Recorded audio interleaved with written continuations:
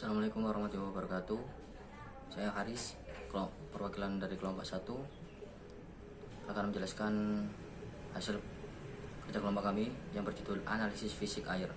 Sebelum itu saya akan menyebutkan nama kelompok dari kami. Yang pertama Pausta, yang kedua Fitratul Hasanah, yang ketiga Kalihandayani, yang keempat Minana Rahmatul, yang kelima Harisunanto. Pengertian air. Air adalah unsur yang memiliki peran paling penting dalam kehidupan setiap makhluk yang hidup di muka bumi ini.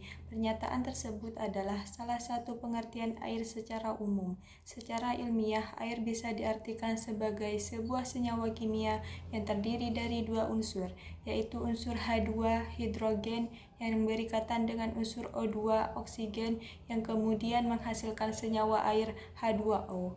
Yang selanjutnya jenis-jenis air. Yang pertama, air keran, yaitu air yang banyak digunakan untuk pekerjaan rumah tangga seperti membersihkan, memasak, berkebun, dan mencuci pakaian. Yang kedua, air mineral, yaitu air yang secara alami mengandung mineral.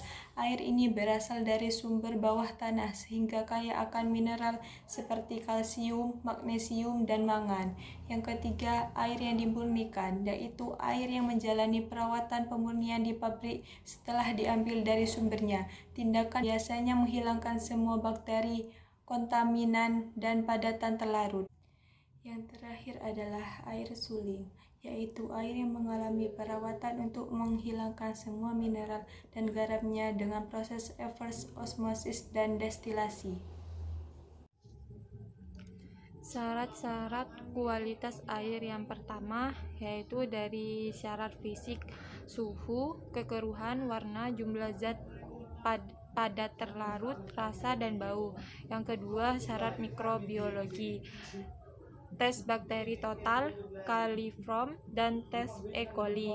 Yang ketiga, syarat kimia, pH, oksigen terlarut, BOD atau disebut juga kebutuhan oksigen biokimia, COD atau kebutuhan oksigen kimiawi, dan nilai ambang batas. Parameter fisik yang pertama yaitu pada umumnya suhu dinyatakan dengan satuan derajat Celcius atau derajat Fahrenheit. Pengukuran suhu pada contoh air dapat dilakukan menggunakan termometer. Yang kedua, kekeruhan. Kekeruhan disebabkan adanya bahan organik dan anorganik yang tersuspensi dan terlarut. Zat anorganik yang menyebabkan kekeruhan dapat berasal dari pelapukan batuan dan logam. Sedangkan zat organik berasal dari pelapuk hewan dan tumbuhan.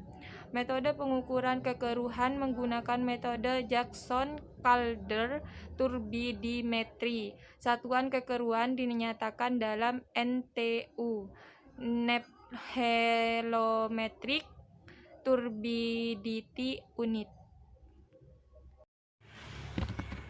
Warna pada air disebabkan oleh adanya partikel hasil pembusukan bahan organik, ion-ion metal alam atau yang disebut dengan besi dan mangan, plankton, humus, buangan industri, dan tanaman air.